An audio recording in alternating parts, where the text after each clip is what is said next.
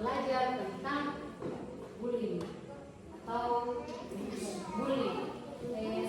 Semua pernah ada yang pernah dibully di sini? Atau pernah melihat temannya dibully? Pernah. Siapa yang pernah dibully? Coba angkat tangan. Coba angkat tangan yang pernah dibully. Yang pernah dibully? Yang tadi? Yang pernah dibully? Atau siapa yang pernah lihat temannya dibully? Saya. Oh, hampir semua pernah lihat temannya dibully. Siapa yang pernah membully?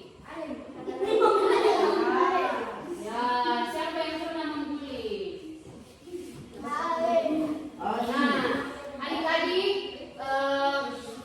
bullying dikenal sebagai penindasan atau risak dalam bahasa Indonesianya. Merupakan segala bentuk penindasan atau kekerasan yang dilakukan dengan sengaja oleh sekelompok orang yang lebih kuat atau berkuasa terhadap orang lain, bertujuan untuk menyakiti dan dilakukan secara terus-menerus. Jadi bullying di sini itu dilakukan dengan sengaja. Ketika mungkin ada misalnya sekelompok orang yang kayak sengaja membuli temannya, misalnya mengejek temannya sampai kayak tidak datang ke sekolah, sampai kapok datang di sekolah, itu namanya bullying. Nah, ada beberapa bentuk bullying. Yang pertama itu bullying fisik, berupa pukulan, menendang, menampar, meludahi atau segala bentuk kekerasan yang menggunakan fisik. Jadi kalau ini yang bullying fisik ini misalnya kayak tendang ke temannya, pukul temannya, atau apa lagi? Nah, ludahi temannya. Ada yang pernah di sini ludahi temannya? Itu juga salah satu bentuk bullying fisik. Dan yang kedua itu bullying verbal, merupakan berupa celaan, fitnah, atau penggunaan kata-kata yang tidak baik untuk menyakiti orang lain. Misalnya tanya temannya, kalau pernah teman-temannya, saya. Apa ditanya temannya?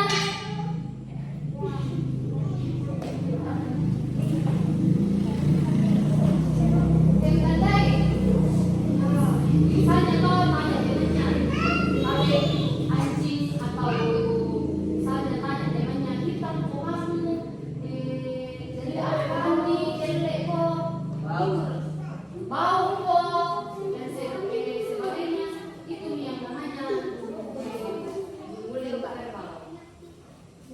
Dan yang kedua ketiga yaitu bullying relasional, merupakan pengabaian, pengucilan, cibiran, dan segala bentuk tindakan untuk mengasingkan seseorang dari komunitasnya. Ya, jadi bullying relasional ini, kalau misalnya siapa pernah di sini tidak teman-temannya, pilih-pilih teman. Siapa? Misalnya dia bilang, kamu kita teman itu lah. Pernah? Iya. Nah, ada yang pernah, ada yang tidak. Ya. Itu disebut bullying relasional. Ya, kalau asingkan ke teman-teman tak, jadi temani. Kemudian yang keempat yaitu cyber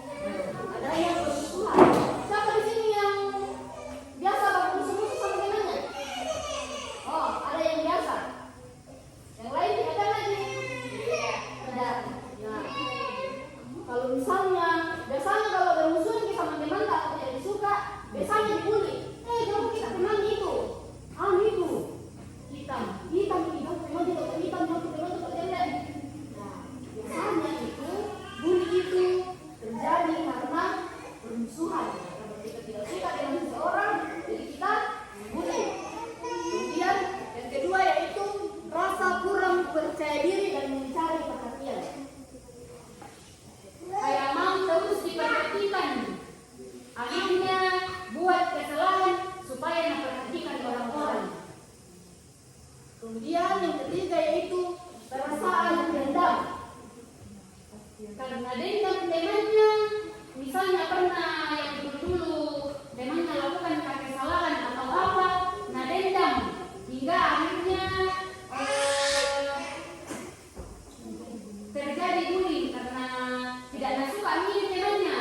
Pokoknya dendam dari dulu, tanya bullying, makanya terjadi kemudian. Kemudian yang keempat yaitu pengaruh negatif dari media. Nah, untuk itu adik-adik harus kita pintar bermedia sosial. Nah, itu Facebook sama WA dipergunakan dengan baik. Ya, jangan sampai buka-buka di Facebook nonton itu tentang orang-orang membuli, ya ikuti juga orang ini orang membuli kayak bos. Begitu kan biasanya kalau orang-orang punya membuli itu biasanya kayak bos mau dibilang bos begitu. Oh, saya ini jago, jadi bully teman-temannya yang anggap tidak jago. Nah, jadi untuk itu kita harus bijak dalam menggunakan media sosial.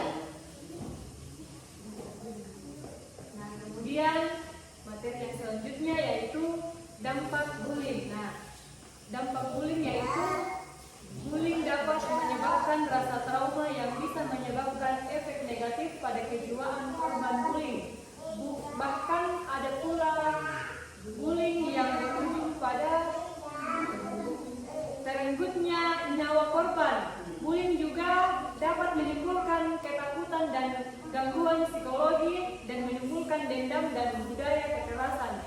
Jadi bullying ini dapat menyebabkan dampak negatif bagi diri seseorang ketika ada misalnya temannya yang kena bullying, misalnya diejek atau dipukul. Nah, itu bisa menyebabkan pengaruh negatif bagi orang yang terkena bullying. Misalnya dia ketakutan atau trauma. Nah, itu adalah penyebab bullying pada orang yang dibully, yaitu dampak negatif.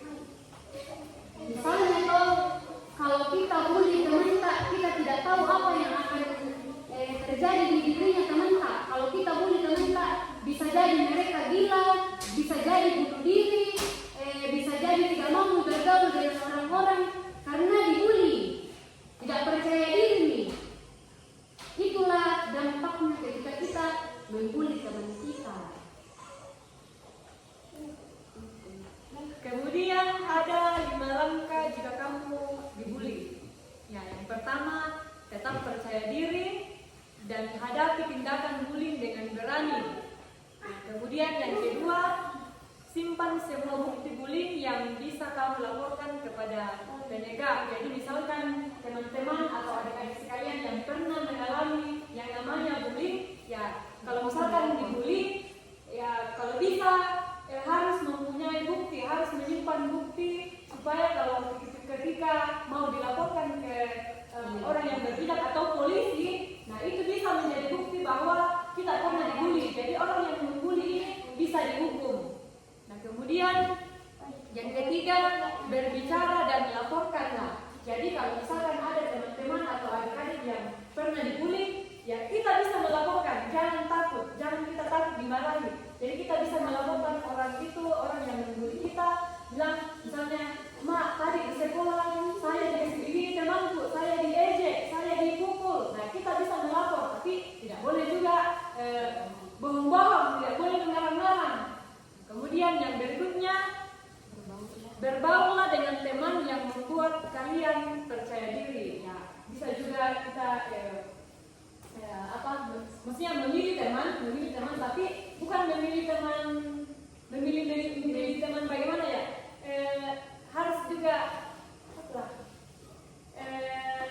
cari teman yang bisa buat kalian percaya diri, memotivasi, kayak bukan yang malah mengajak kalian membuli kesalahan atau membuli itu. Nah, itu tidak boleh. Kita harus memberitahu teman kita. Kalau misalkan ada teman kita lihat dia membuli teman, kita harus mengatakan ke teman, jangan kita membuli karena itu tidak baik. Kemudian yang berikut, tetap berpikir positif. Jadi kita semua harus berpikir positif, tidak boleh berpikir yang tidak. Kemudian 5 langkah jika kamu melihat bullying. Yaitu yang pertama, jangan diam. Nah, jadi kalau misalkan teman-teman melihat temannya dibully, jadi kita tidak boleh diam saja. Kita harus menolong teman kita yang dibully atau kasih tahu ini teman kita yang membuli. Itu tidak boleh. Itu tidak boleh kita tidak boleh kita membuli. Kita atau bisa kita lapor ke guru atau ke orang tua bilang, "Bu, ada di sana terjadi pembulian." Nah, itu harus dilakukan. Kemudian yang kedua yaitu cobalah untuk melerai dan mendamaikan. Nah, maksudnya itu kalau misalnya lihat temannya dibully, jangan cuma dilihat-lihat saja atau jangan malah ikut membuli, tetapi dipisahkan. Seperti itu, misalnya ini si kecil bully ini, nah ini toh temannya. Ya, yang teman-temannya yang lain itu yang lihat dipisahkan. Jangan bagi dulu. Oh iya, memang itu. Atau biasa bilang, ya. Ada yang pernah kita. Ada tuh, ada. Mulai sekarang jangan lakukan gitu. Kalau lihat teman-temannya dibully, ya dipisahkan. Ya seperti itu. Kemudian dukunglah korban bully agar bertindak positif. Jadi ketika kita melihat teman kita yang dibully, bukan kita meninggalkan orang yang dibully ini atau malah ikut juga membuli, tetapi mari kita ajak teman yang dibully ini, ajak supaya lebih percaya diri, supaya bisa melawan saat dibully, supaya bisa berbicara saat dia dibully. Karena kadang orang yang dibully itu biasanya orang yang diam-diam. Jadi ketika kita melihat mungkin ada dalam kelasnya yang diam-diam kasihan atau kayak tidak terlalu bergaul dengan orang, tidak terlalu percaya diri, jangan dibiarkan temannya seperti itu. Kemudian yang keempat, berbicaralah dengan orang terdekat pelaku bullying agar memberikan perhatian dan pengertian. Jadi ketika ada temannya yang dibully, coba misalnya orang tuanya, dekati orang tuanya, mungkin Anaknya ini yang membuli ini, coba dekati orang tuanya. Mungkin saja di rumahnya dia kurang perhatian atau didiamkan oleh orang tuanya sehingga ia membuli temannya di sekolah supaya ia mendapat perhatian, supaya ia juga mendapat teguran dari orang tuanya. Ya, kemudian laporkan kepada pihak yang bisa menjadi penegak hukum di lingkungan terjadi bullying.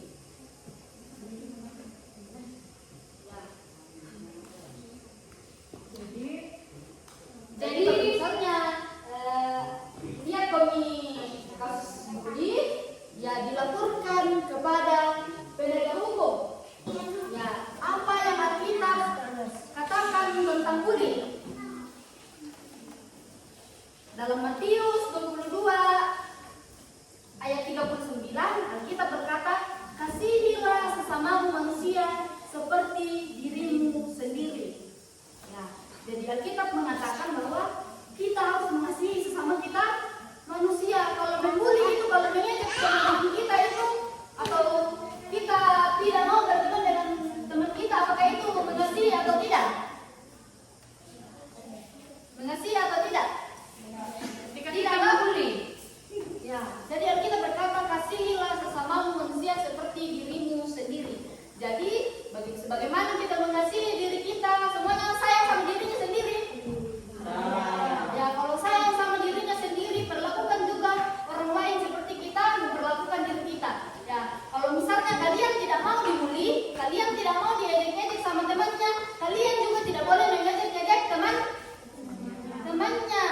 Ya, jadi seperti itu. Bagaimana kita mau diperlakukan, begitu juga kita memperlakukan orang lain. Ya, kalau adik-adik mau orang lain memperlakukan kita dengan baik, maka kita harus memperlakukan orang juga dengan baik.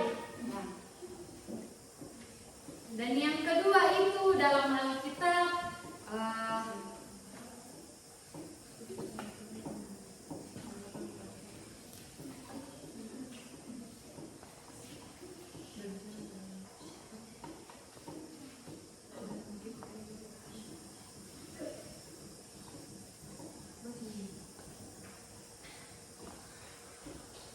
kemudian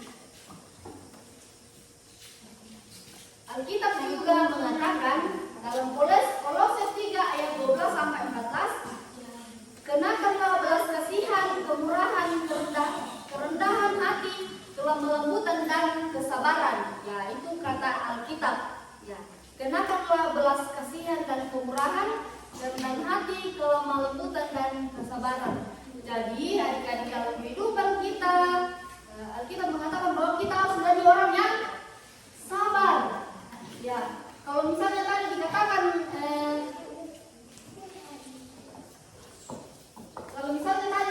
itu karena kita dendam sama orang lain, teman kita, karena kita bermusuhan dengan orang lain, maka kita membuli dia, maka Alkitab mengatakan bahwa kita harus sabar. Jadi kalau misalnya ada orang yang menyakiti perasaan kita adik-adik, ya kita tidak boleh berpikir untuk membalas orang itu. Ya, jangan sampai kita mengatakan, oh iya, aku nanti panggilkan juga teman-temanku, kupukul kok, begitu. Jadi kita mengatakan bahwa kita harus sabar.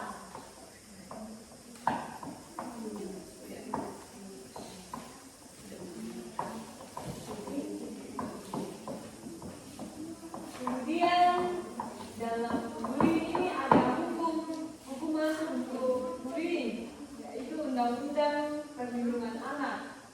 Di mana yang pertama, Undang-Undang Perlindungan Anak pasal 76 nomor 37 tahun 2014. Setiap orang dilarang menempatkan atau membiarkan, melakukan, menyuruh, melakukan atau turut serta melakukan tindakan kekerasan kepada anak. Kemudian pasal 80 nomor 1 Undang-Undang nomor 37 tahun 2014, setiap orang yang melanggar ketentuan sebagaimana dimaksud dalam pasal 76 dipidana dengan pidana penjara paling lama 3 tahun dengan 6 bulan dan denda paling banyak 72 juta rupiah. Jadi kalau misalkan kita melakukan bully, ya itu ada undang-undangnya. Jadi kita bisa dipenjara selama 3 tahun 6 bulan dan diberi denda, disuruh membayar. Jadi kalau melakukan bullying kita disuruh membayar sebesar 72 juta. Jadi adik-adik, ada undang-undang perlindungan anak. Nah, jadi kita ini anak-anak dilindungi oleh undang-undang. Ketika kita membuli, maka kita akan mendapatkan hukuman dari pemerintah.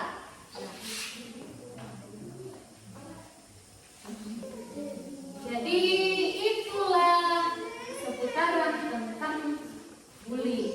Jadi karena hari ini adik-adik sudah mengetahui dampak yang terjadi ketika kita membuli. Jadi mulai hari ini jangan lagi ada yang membuli, atau ketika melihat teman-temannya dibuli, jangan lagi dibiarkan.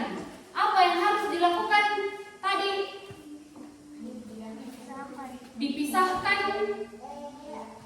Jangan kita mengharangkan membuli, mendamaikan teman-teman kita, atau mengajak teman kita yang dibuli supaya ia menjadi percaya diri. Jadi mungkin ini sedikit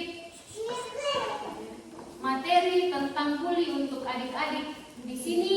Semoga bisa bermanfaat dan semoga bisa diingat dan tidak melakukan bully di sekolah, atau ketika melihat temannya yang dibully bisa dipisahkan. Jadi adik-adik, demikian materi kami kakak-kakak hari ini. Diucapkan banyak terima kasih kepada adik-adik yang boleh hadir hari ini. Yesus memberkati. Amin.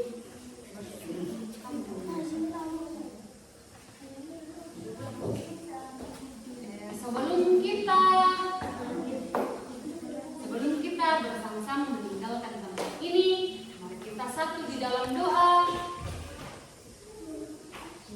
Mari kita satu di dalam doa, kita berdoa. Tuhan Yesus yang baik, kami mengucap syukur ya Tuhan untuk setiap penyertaan Tuhan yang selalu kami rasakan bersama dengan anak-anak sekolah minggu di jemaat K2 di tempat ini ya Tuhan. Terima kasih ya Tuhan karena kami boleh bertemu, berjumpa dengan adik-adik kekasih di tempat ini dan kami boleh mendengarkan beberapa materi tentang bullying. Ajar